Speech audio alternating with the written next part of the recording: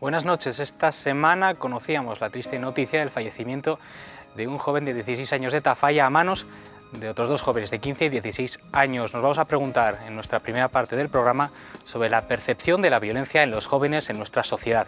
Y en la segunda mitad del programa hablaremos del trastorno de déficit de atención e hiperactividad que se da en muchos niños. Nos preguntaremos por sus causas y veremos cómo es la mejor manera de tratar a los niños con este trastorno. Les invito a quedarse con nosotros durante la siguiente hora. Comienza Implicados.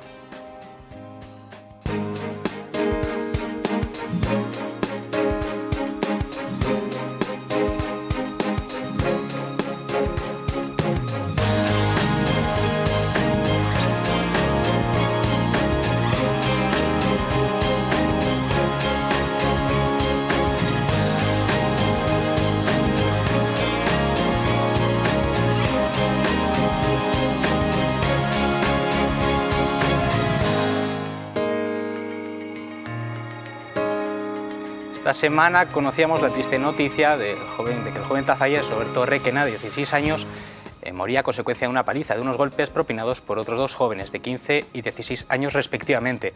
Vamos a preguntarnos ahora sobre el impacto, sobre cómo perciben los jóvenes la violencia en nuestra sociedad.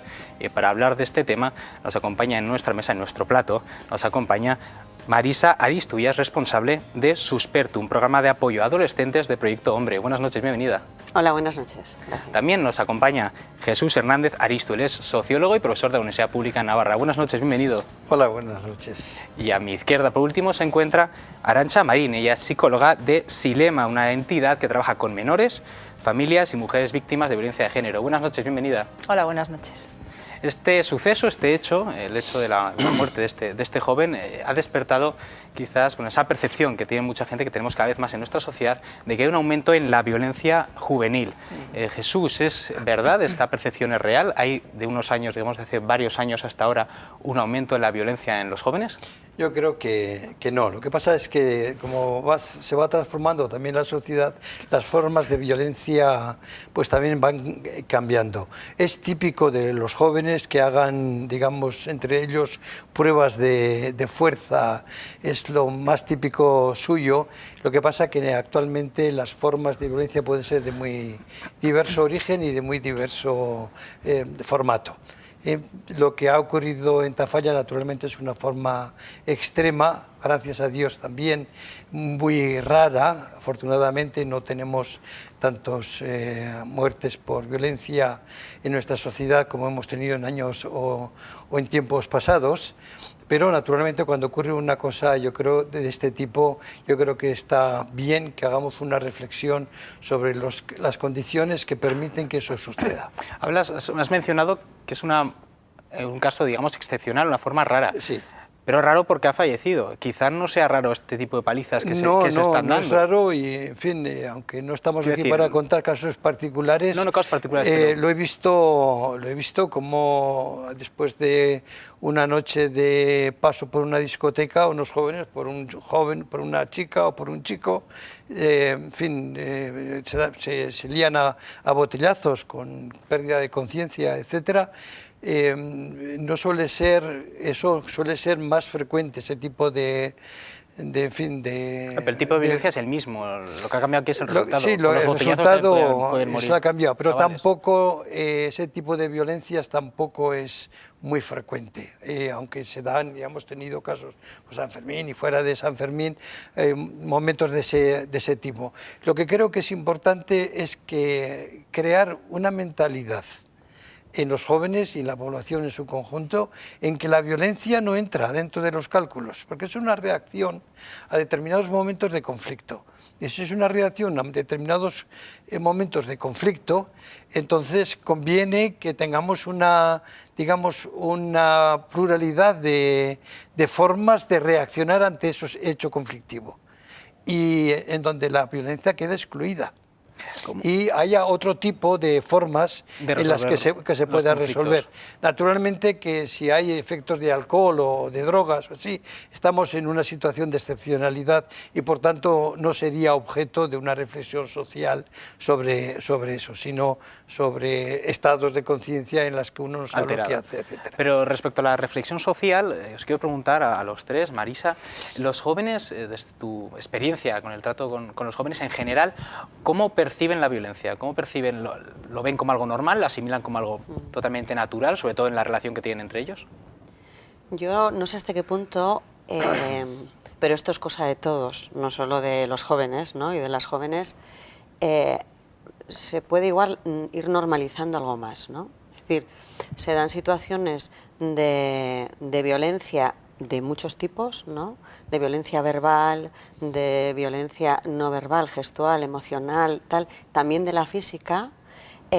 Los jóvenes y las jóvenes, pero sobre todo yo creo que más los jóvenes, están en contacto con medios de comunicación, con juegos, con una cantidad de instrumentos que está implícita la violencia, ¿no? Y yo creo que o sea, hay juegos que cuando nos cuentan en qué consisten y cómo los juegan, me parece muy escandaloso. Y hay peor que ver juegos. una película porque haces tú la acción, puede ser. Sí, y el juego es que hay que ir a matar, que hay que, o sea, situaciones no solo de matar, sino de mucha violencia, ¿no? De aniquilar de cualquier manera, no solo física, ¿no? A la otra persona, y que aunque hay algunos juegos que son muy violentos y que están regulados que menores no deberían jugar, juegan. Pero la culpa aquí sería de los padres. Bueno, yo creo que No ahí, vigilar qué hacen sus hijos, claro, a qué yo juegan. creo que hay responsabilidad, la responsabilidad yo creo que se comparte. Que se comparte. Las familias tienen una responsabilidad, los educadores de centros también tienen una responsabilidad, los ciudadanos en general tenemos una responsabilidad porque estamos siendo modelos y porque también tenemos nuestro parecer y nuestro decir. Y yo creo que en esto también nos tendríamos que plantear qué tipo de modelo somos, cómo resolvemos también nosotros nuestros conflictos, cómo manejamos nuestra agresividad, ¿no? En qué forma nos expresamos, porque los jóvenes se van empapando también de todo esto, ¿no? Y también creo que los medios de comunicación tendrían que hacer una reflexión, ¿no? De estamos aquí porque la noticia ha sido esta. Y seguramente en Tafalla y en otros sitios hay jóvenes que están haciendo cosas muy interesantes y también adultos y eso no es noticia. Aquí implicado sí, general. suele ser noticia. Sí, pero en general las noticias tienen una connotación siempre negativa y es noticia lo que es negativo, ¿no? Entonces, yo creo que todos tenemos parte de responsabilidad en todo esto y es una cuestión de todo el mundo y de todos los ciudadanos como ciudadanos. Mencionabas los medios, el cine, bueno, podemos nombrar películas sí, y también sí. videojuegos. ¿Realmente es la causa, podemos citar que es una de las causas principales por los que los jóvenes, no sé si la palabra que voy a usar es correcta, banalizan la violencia? Arantxa, ¿se banaliza la violencia? ¿Se ve como algo, sí que es verdad un entretenimiento? Sí que es verdad que los medios de comunicación, los videojuegos, la televisión, tiende a normalizar, ¿no?, la resolución de conflictos mediante la violencia. Pero sí que es verdad que yo no creo que sea la única responsable, ni incluso ni una de las mayores responsables, ¿no? El tema de los medios de comunicación y los videojuegos, que siempre se le echa la culpa. Se suele echar la culpa mucho a los videojuegos. Sí. O sea, a mí me gustan mucho los videojuegos y también las películas y todo este tema, pero claro, yo apelo siempre, como le comentaba a Marisa antes, apelo a la responsabilidad de los padres de saber qué está comprando el hijo, qué está jugando, qué película va a ver, o qué está haciendo en internet también, como quien dice, que muchas veces ni se vigila, el chaval está entretenido, pues déjale.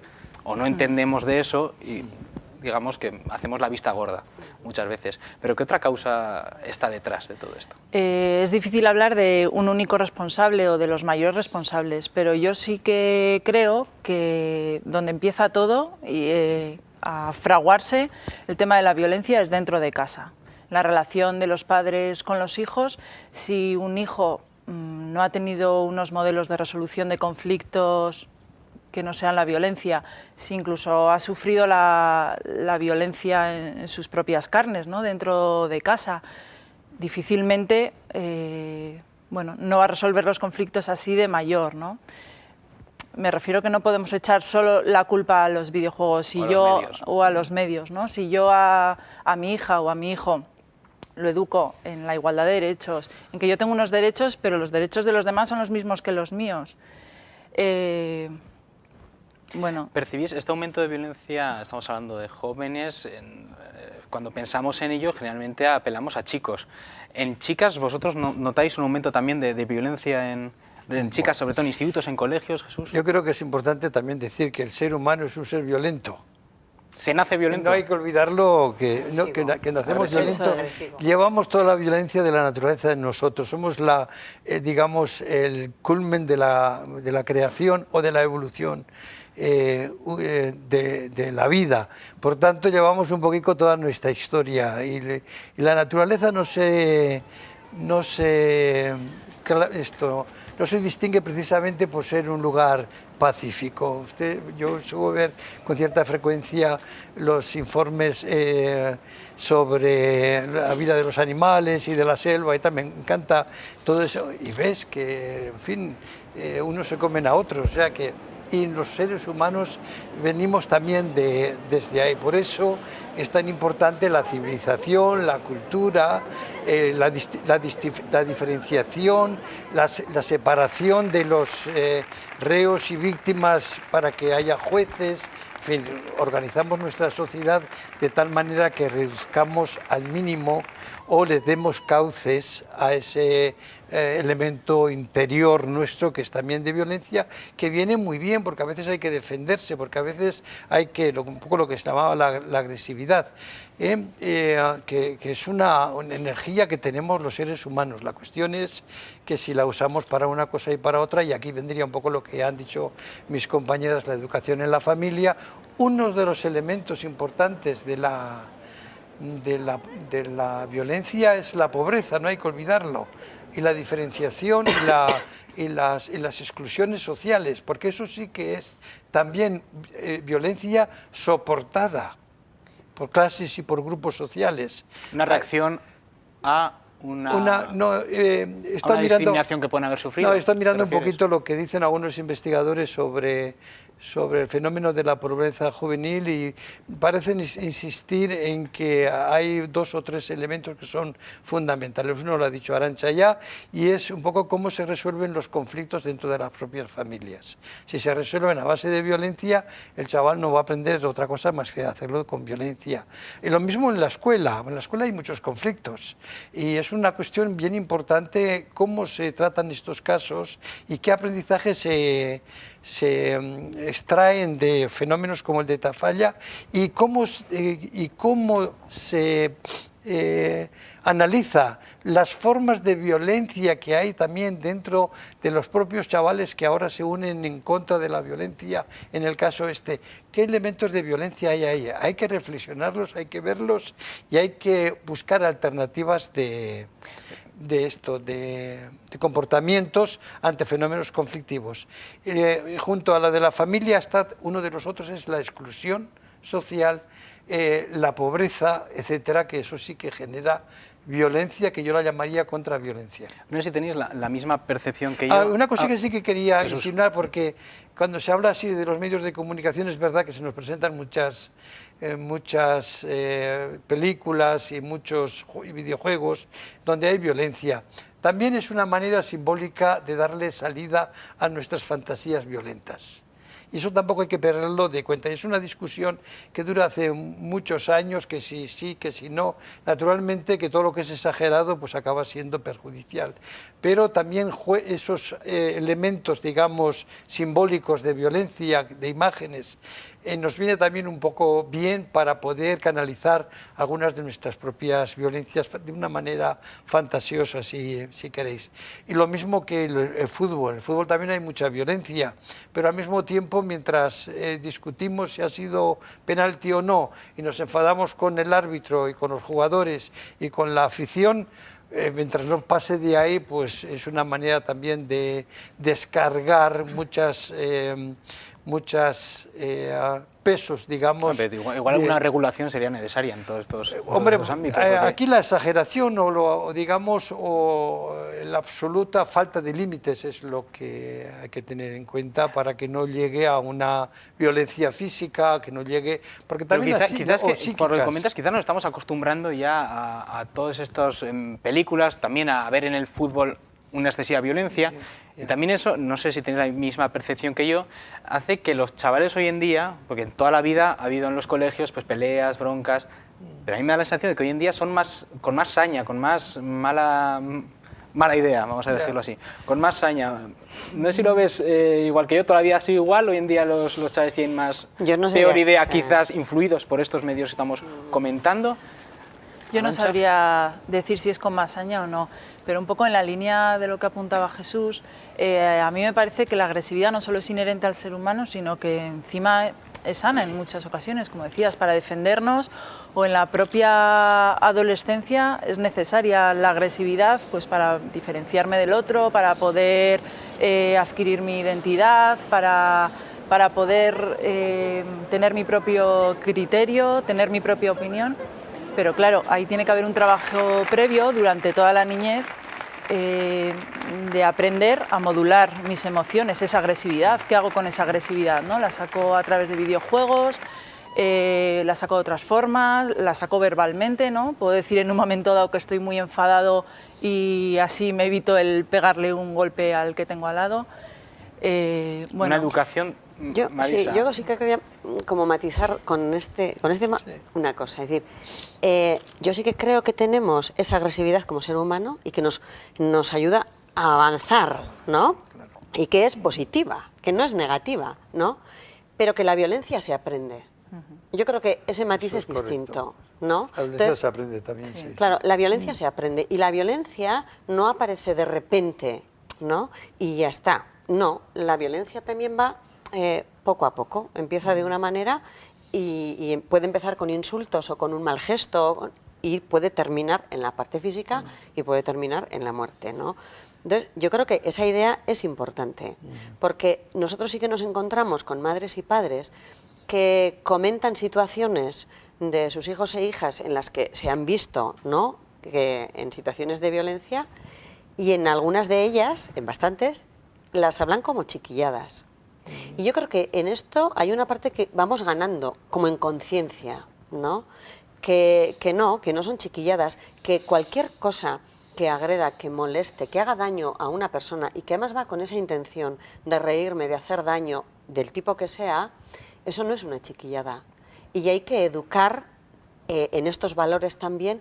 Yo creo que también, hay implicadas muchas cuestiones a nivel familiar, es verdad que según qué estilo educativo, ¿no?, se tenga, pues se puede fomentar más la violencia o menos, pero también está en la educación directa de la persona, es decir, entra la aceptación de la otra persona tal como es, y en eso también hay que educar, y entra en la aceptación de ti mismo, porque también muchas génesis de la violencia tiene que ver con esta no aceptación de mí o de mi situación o de mi realidad. O sea que yo creo que es como una constelación grande de cuestiones, pero que también hay que diferenciar, ¿no? Lo que es sano, que es la agresividad, y que hay que ir aprendiendo a canalizarla, ¿no?, y a darle forma de lo que es el aprendizaje de comportarme de una manera violenta. Al final remitiríamos toda la educación, familia, también el grupo de amigos, supongo, con los que te reúnes, digamos, con quien pasas más tiempo, que al final si te juntas, al final como todo. Bueno, no. A ver. Sí, porque es que si no, ¿sabes qué pasa? Que las familias terminan teniendo un sentimiento de culpa con todo grandísimo. No, culpa con todo, pero si yo procuro que mi hijo se cree en un buen ambiente, sus amigos están todo el día de bronca por ahí, pues digo al final. No, es verdad que la familia tiene esa parte de responsabilidad, pero que si seguimos, es decir, todo el entorno de la persona, en todo hay también parte de responsabilidad. En los colegios, en institutos, ahí también se educa, ¿no? Y ahí hay mucho por hacer y por decir, y de hecho se hace y se dice también, y se forma y se educa. Y en toda la comunidad, ¿no?, en toda la sociedad, vamos también educándonos y educando. Pero no puede ser también todo esto consecuencias. Se educa, bueno, contra la violencia, se educa en los colegios, se educa en la familia por lo general. Pero también quiero rescatar esta semana Emilio Garrido, psicólogo, decía en Diario Navarra que respecto a la educación de los chavales y su relación con la violencia, se les da todo hecho, están acostumbrados a seguirse con la suya, todo está permitido y por eso mismo sus impulsos están descontrolados. Entonces aquí surgía la pregunta si se les debe educar en autodominarse y si, digamos, tú puedes educar a tu hijo en, bueno, la violencia es mala, no seas violento, pero si le das todo hecho, si lo tienes consentido, el chaval al final siempre es lo que quiero en este momento. Es una parte o sea, un estilo educativo que fomentaría esto. ¿No? A mí lo que me parece es que se está tendiendo a no educar en la tolerancia a la frustración. Tenemos que frustrar a nuestros niños y a nuestras niñas para, bueno, pues para que vayan reconociendo este tipo de emociones y de sentimientos que vienen a raíz de la frustración, ¿no? La rabia, el malestar, para que tengan la oportunidad de gestionar eso. Si no frustramos a los niños y a las niñas, bueno, les damos pues eso todo, no les hacemos esperar, somos la generación de la inmediatez, ¿no? Lo quiero y lo quiero ya, lógicamente. No les enseñamos a autocontrolarse, digamos. Eso es, porque no van a experimentar esa rabia y el día que la experimentan no saben cómo manejarla, esto les sobrepasa y entonces es caldo de cultivo para que se genere la violencia. Yo personalmente soy un poquito crítico, si me permites, con algunos tipos de reflexiones que casi nos quieren volver a tiempos pasados. Yo creo que podemos estar, nuestra generación, muy orgullosos de algunas cosas. Primero, de haber introducido el principio de la democracia en los comportamientos sociales y las familias. Eso no nos ha caído del cielo, ha venido, y eso tiene mucha influencia en las relaciones también entre los miembros de la familia.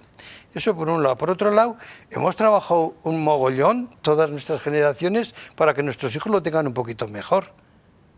Y entre otras cosas es que estén bien alimentados, que estén bien vestidos, que tengan sus pequeños vicios en el sentido de pequeños consumos, etcétera, como una cosa normal.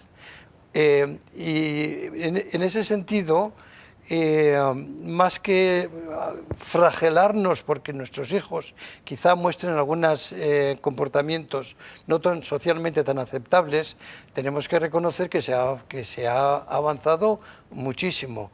Se ha avanzado, pero respecto, por ejemplo, a las consecuencias que pueden derivar de los actos, por ejemplo, estos dos chavales, los que han matado al chico de Tafalla, que tienen 15 y 16 años, por ahora van a estar 6 meses en un centro de internamiento. El tema, a mí hay una cuestión que a mí me revuelve las tripas, que es que siempre que hay un caso de este tipo de dos menores, o uno, quien sea, un menor, que mata a alguien, está en la calle enseguida. Es decir, no estamos pecando aquí de ingenuos es decir, de ingenuos en cuanto a la ley, en cuanto al castigo, en cuanto a cómo resolver esta situación, en cuanto a que el chaval sea consciente de lo que ha hecho, que pague por ello. Porque quizás, y es mi opinión, un chaval de 16 años, para mí distingue también como uno de 18 que está bien, que está mal, que es correcto, que es incorrecto. ¿Por qué tiene él el derecho a que si llega a tener más de 18 años se le cae el pelo y si no, pues se puede ir de rositas en unos pocos meses? Sí. Yo creo que todos los seres humanos en su evolución saben lo que está bien y está mal dentro de su nivel de evolución. Pero aunque haya que aprender y desarrollarse, etc. Lo que acabas de decir acerca de del castigo, según los determinados actos que una persona... efectivamente, hay una creencia generalizada y que la compartimos mucho en educación, yo no, pero es muy generalizada, que el castigo trae como efecto la corrección del comportamiento. No tenemos un castigo, es una concepción de justicia. De justicia, precisamente para eso hemos creado un sistema independiente del reo y de la víctima, por llamar, para que juzgue lo que ha ocurrido. Y cuando se trata, y en términos generales, digamos que el movimiento primero es el de venganza. Y hemos necesitado muchos años también en Navarra para pasar del concepto de venganza al concepto de reinserción y a otros conceptos que van mucho más allá que el de la reinserción. Por tanto, digamos que no es que haya que castigarles, sino que hay que reeducarles para una vida social. Lo otro me suena a venganzas a través de sistemas judiciales. Bueno, no es venganza, es justicia. Justicia, yo no conozco las situaciones de las familias ni de los jóvenes, por tanto, lo que voy a decir nos hace referencia a las familias afectadas. Pero con mucha frecuencia, por eso he mencionado uno de los orígenes de las violencias suele ser la exclusión social y la pobreza. Analicemos un poquito las situaciones antes de expresar juicios, porque si no, se pone muy fácilmente, porque esos sí que son espontáneos y, digamos, originarios del ser humano, la búsqueda de la venganza. Y a veces justicia es cuando las personas que han hecho el daño y las personas que lo han sufrido superan su situación. Y, hombre, claro, es que si no, ahí, sí, pues ahí habrá mucha discusión, ya me imagino. Ahí hay discusión. Pero yo, antes de unir esto, sí que me gustaría terminar una cuestión que habías comenzado tú, sí. Jesús, con respecto a todo lo que hemos conseguido, que es verdad, y los cambios positivos, claro. ¿no? Con respecto a la educación. Lo que ¿no? más que los cambios, yo voy a la mentalidad de un chaval de 16 años. Es la Sí, misma no, que es que de no, 18. estoy terminando Sí, una idea vale. que él había Sí. mencionado y que me parece importante, porque nosotros venimos, ¿no? Yo creo que todas nosotras, de un sistema autoritario y nos hemos educado en un sistema autoritario que también es fuente de violencia. Claro, ¿no? claro, Entonces, sí. también es verdad, o sea, esto, lo que comentaba Garrido, yo no creo que sea exclusivo, es una parte, hay otra parte de chavales que tienen conductas violentas y que el sistema educativo que han tenido ha sido más autoritario, ¿no? O sea, no se puede reducir solo a esto.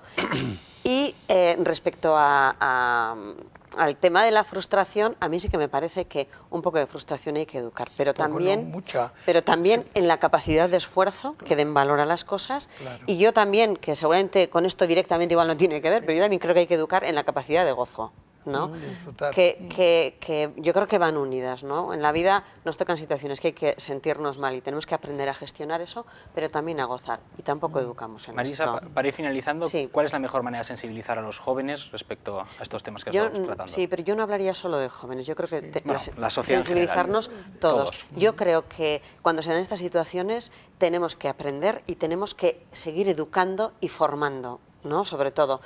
Creo que hay que poner luz también a aquellos jóvenes y a aquellas familias que educan y que se comportan de una manera respetuosa con el resto, ¿no? Y yo creo que hay que seguir invirtiendo en la prevención, porque también nos encontramos nosotros en nuestro trabajo, ¿no? Con casos de menores que están necesitando de una asistencia en concreto, ¿no? Que pues sí, necesitaría un educador en casa, ¿vale? Y no hay medios. Entonces no pueden tenerlo porque no llegan. Y yo creo que de entrada la prevención es el primer paso. Y segundo, bueno, y a la vez, ¿no? La educación. Y la educación es cuestión de todos, ¿no? La educación de valores, la educación integral de las personas, la educación emocional, relacional, y una cuestión muy importante que yo también creo, que de las familias nos acordamos para ver que igual están fomentando esto y muchas veces, desde luego, no es lo que quieren, ¿no?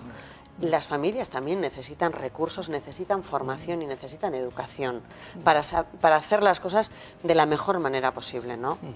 Por último, ya para finalizar, Arantxa, coméntanos, la semana que viene celebráis las segundas jornadas de protección de la infancia y adolescencia en Silema. Cuenta un poco para todas aquellas personas que pueden estar interesadas. Son las segundas jornadas que organizamos y estas van a ir más dedicadas a la adolescencia. Se titula La construcción de la identidad en la adolescencia y van a venir durante todo el viernes y durante todo el sábado en la Casa de Cultura de Burlada diferentes profesionales que tratan directa o indirectamente con adolescentes de una larga trayectoria profesional como Beatriz Janín, Jaume Funes, Pilar Ballester. En la Casa Pilar Cultura de Ballesteros, en la Casa de Vale. Cultura de Burlada. El próximo Sí, viernes y sábado. Eso es. Vale. Sí, A la tarde. entonces, Por la tarde. mañana y tarde el viernes y mañana y tarde el sábado. Vale, vale. Para Y todas aquellas todavía personas. está abierto el plazo de inscripción. Perfecto. Muchísimas gracias a los tres por haber venido. Jesús, Gracias Marisa, por Arantxa, la gracias. invitación. Y ahora vamos a pasar unos minutos a publicidad y a la vuelta volvemos para hablar del TDAH.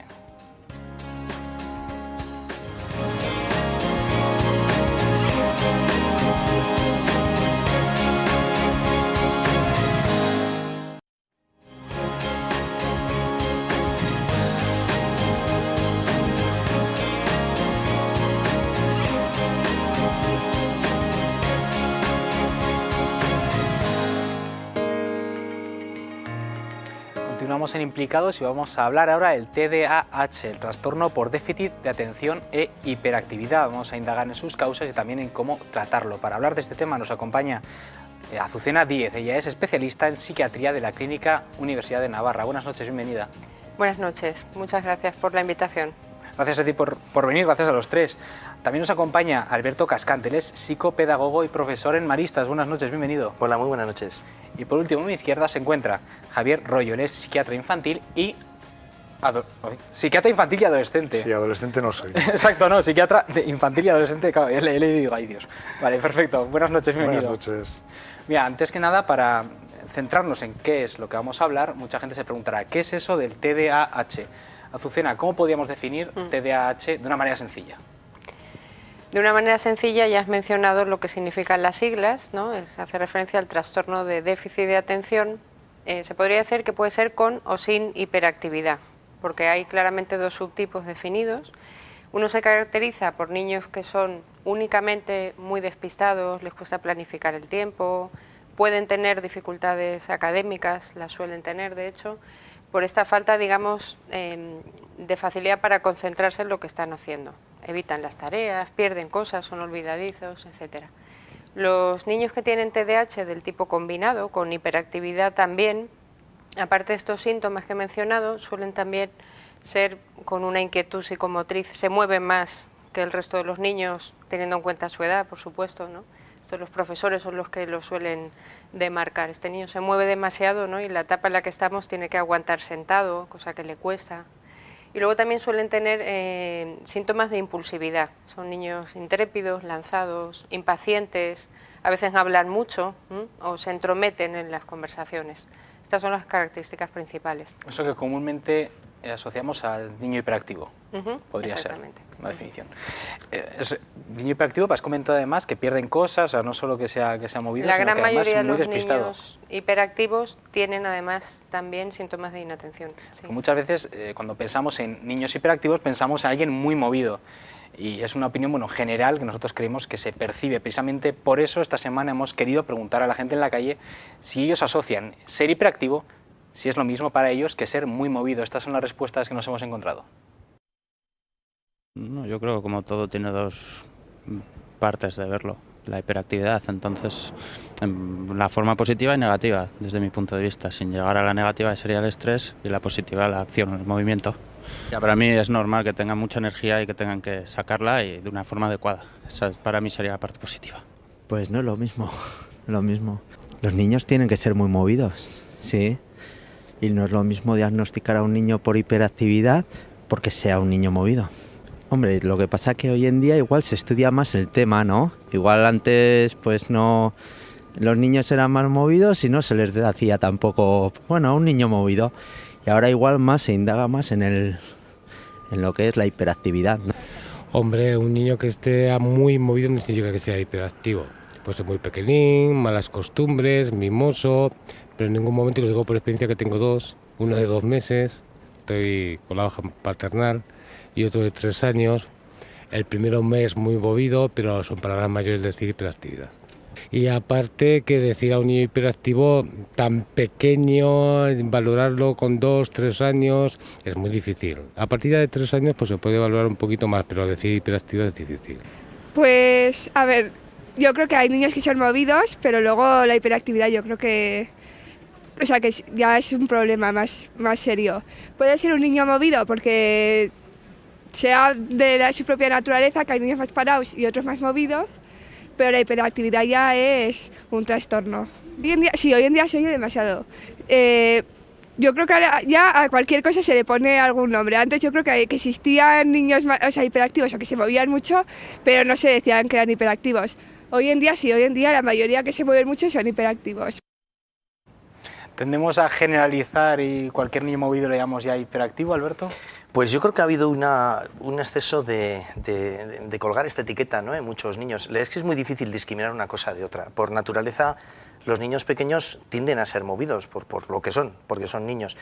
Y entonces parece que ahora hemos abierto el gran saco y hemos metido todo el niño que se mueve mucho es directamente hiperactivo. Entonces hay que hacer un diagnóstico bien hecho, preciso, para tratar de discriminar lo que es realmente un niño movido, que es lo normal, de un niño hiperactivo que, comentaba alguien ahí en la entrevista en la calle, que ya es un trastorno, y lo es, efectivamente. Hay una diferencia a veces un poco difusa, siempre es difícil encontrar una raya que discrimine un niño movido, de muy movido, de alguien que es hiperactivo, porque estamos hablando de conductas que cambian en cuanto a la intensidad, pero es siempre lo mismo. Niños con problemas de atención, que es normal tener en el colegio niños con problemas de atención, porque lo que explicas, por ejemplo, no les gusta, parecen despistados, pero es un problema de motivación, no necesariamente trastorno.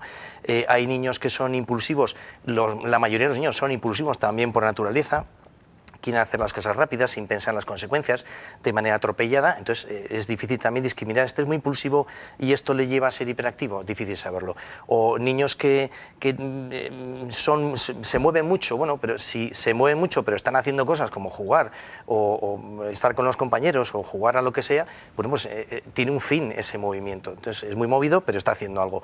Luego la raya es difícil, pero yo creo que ha habido un exceso en este sentido de meter a muchos niños dentro del gran saco de lo que es la hiperactividad, cuando en realidad son niños inquietos, niños algo despistados y niños movidos, pero no son en sí mismos hiperactivos, es decir, no sufren ese trastorno, es distinto. O sea, podríamos decir que se ha incluso diagnosticado este trastorno. Yo creo que sí, Javier sabrá de esto, pero va a haber un sobrediagnóstico seguramente. Yo creo que la palabra hiperactividad ha sido una palabra que no ha sido muy afortunada, y siempre se ha hablado de niños hiperactivos, ¿no? De hecho, en lo que es el concepto y lo que es la definición, no se habla de eso, se habla de trastorno por déficit de atención con o sin hiperactividad. Y se hace por una razón, porque la actividad motora es un síntoma, pero efectivamente tú puedes ser inquieto, puedes ser movido y no tener ninguna dificultad, puedes ser algo más distraído y no tener ninguna dificultad, ser algo más impulsivo y no tener ninguna dificultad. Un trastorno por hiperactividad, ¿no? Un trastorno por déficit de atención con hiperactividad es mucho más que todo eso, es ser activo, inquieto, no parar, ser muy impulsivo, que esa impulsividad te genere problemas, es decir, que el profesor te manda afuera y te enfrentas, te precipitas, ¿no? ¿Está relacionado con el enfrentamiento directo? No es que esté tan relacionado, luego comentaremos, pero muchos hiperactivos tienen síntomas de hiperactividad motora, o sea, son inquietos, son impulsivos, tienen síntomas de impulsividad y además tienen síntomas atencionales. La combinación de los tres grupos es lo que se habla de hiperactivos clásicos. Aunque hay hiperactivos también donde no tienen actividad motora, no hay síntomas de actividad motora, ni son impulsivos siquiera, son variantes atencionales que se llaman, ¿no? Yo lo que trato de transmitir es que el hecho de que alguien se distraiga, o el hecho de que alguien sea impulsivo, o el hecho de que alguien sea movido, no determina que tengas problemas.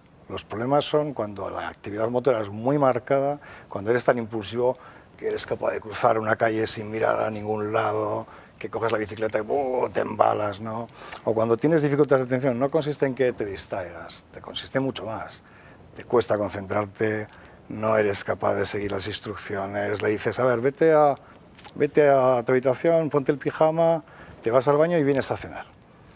Un hiperactivo clásico con síntomas atencionales que quiera hacer eso, trata de hacerlo, pero la madre está esperando a ver si viene el niño a cenar y de pronto va a la habitación y se lo encuentra como medio pijama puesto haciendo otra cosa, se pierden las instrucciones porque tiene multitud de elementos distractores.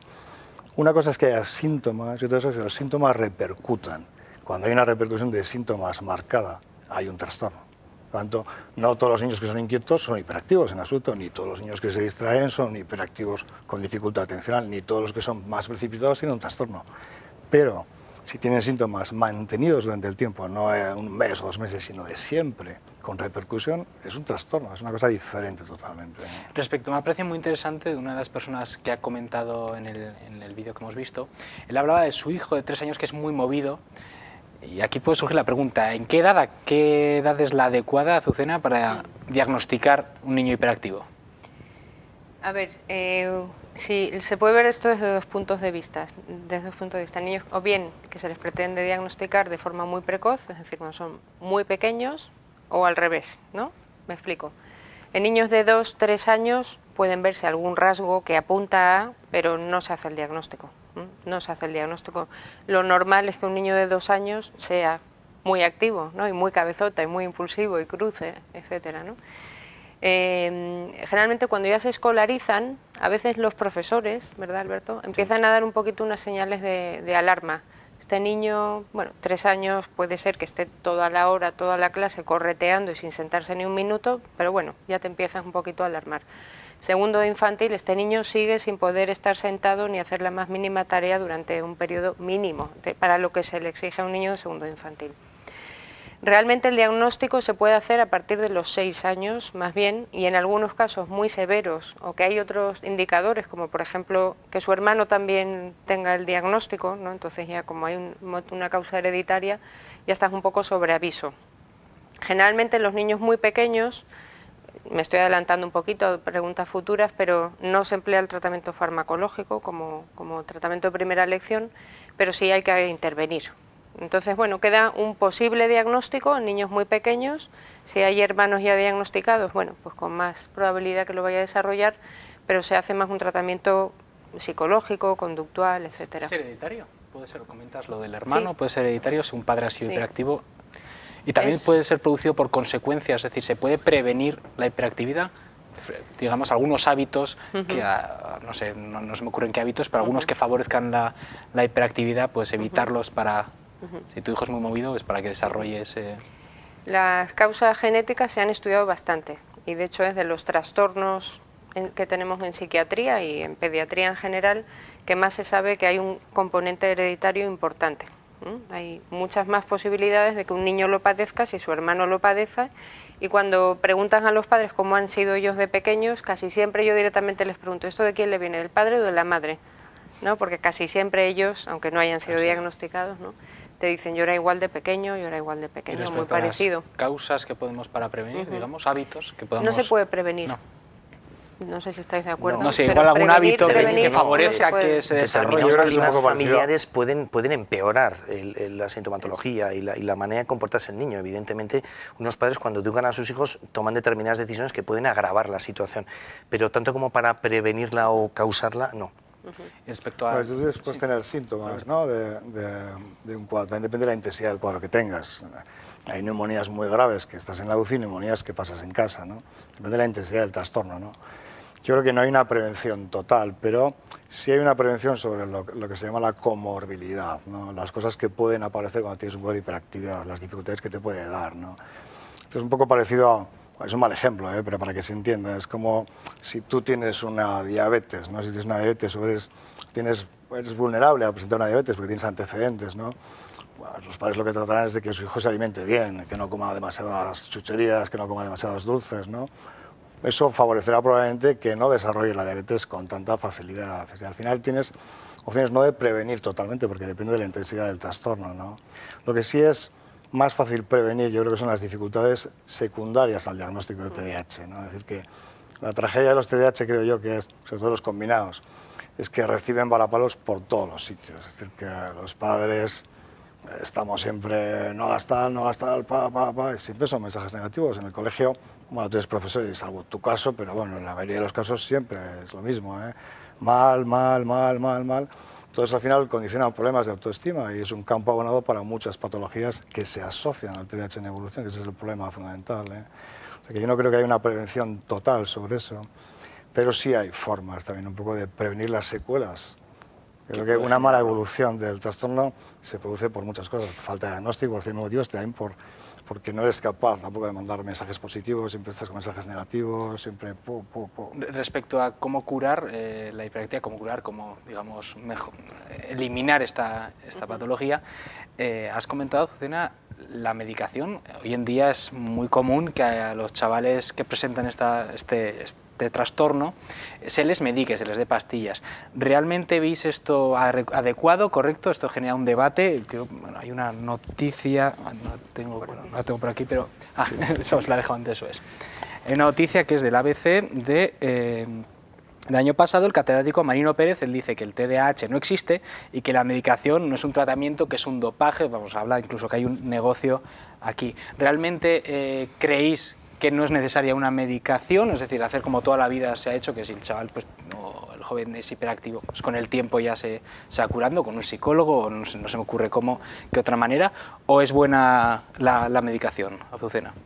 La medicación es el tratamiento de elección, siempre que el diagnóstico esté bien hecho y que haya una clara evidencia de que hay un impacto en la vida de ese niño.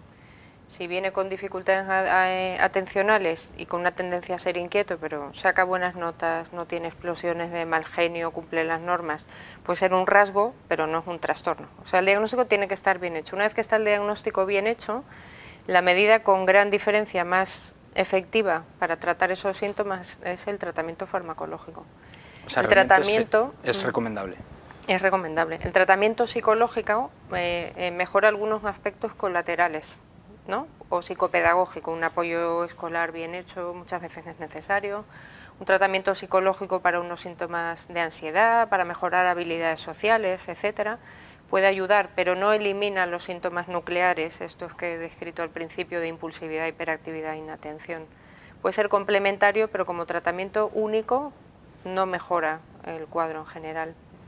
Respecto al otro tipo de tratamiento, Alberto, a los niños hiperactivos, tú como profesor en Maristas, ¿qué tipo de atención les tiene que dar un tutor? ¿También sirve para los padres? Sí, desde siempre lo hemos estado comentando aquí ahora, ¿no? Según cómo sea el entorno, el ambiente y cómo se le trata al niño hiperactivo, se pueden agravar las consecuencias del trastorno y empeorar la situación en cuanto a repercusiones en la autoestima, en su sensación del fracaso continuado, en el negativismo sistemático. Entonces yo creo que siempre hay una labor fundamental en el profesor en cuanto a la acogida de estos chavales, pero además curiosamente en Navarra desde hace, creo recordar que es una orden foral del año 2012, ya por ley está contemplado que en cuanto un niño está diagnosticado, como decía Azucena, bien diagnosticado con un TDAH, es forzoso por ley que tienes que hacer con él una serie de condiciones distintas, especiales, en cuanto a cosas muy cotidianas, muy corrientes, desde la adaptación de los exámenes a cuestiones organizativas, cuestiones sociales, para que el niño en el aula se sienta más cómodo, mejor y se adapten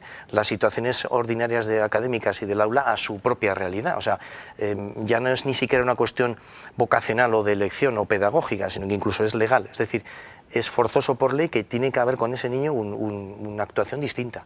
Un mal tratamiento, digamos, una mala atención a un chaval que tenga este trastorno, ¿qué consecuencias, Javier, puede llegar a tener en el futuro?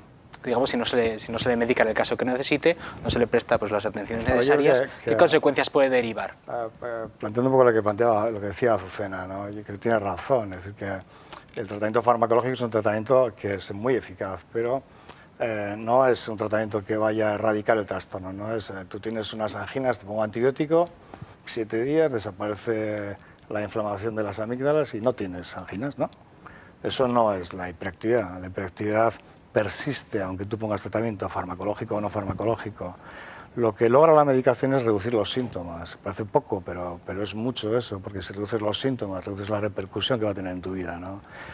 Pues es igual que muchas veces cuando se plantea este tema siempre se dice la gente, pero es que hay que poner un tratamiento que solo quita los síntomas o solo baja los síntomas, al final tampoco es muy bueno, porque luego la enfermedad está ahí, ¿no? Y yo siempre digo, bueno, si tu hijo tuviera una diabetes, la diabetes es un cuadro crónico de por vida. No hay ningún tratamiento para la diabetes, ninguno. Los tratamientos que hacen reducen la intensidad de los síntomas, reducen las complicaciones. Si es un hijo que es diabético, empezarás probablemente con regímenes de alimentación, deporte, ¿no? Ahora pues lo que hacemos nosotros en hiperactividad, ¿no? Inicialmente, salvo que el cuadro sea un cuadro intenso, no iniciamos con medicación. Buscamos otras cosas, pero si vemos que al final requerimos medicación, utilizamos medicación.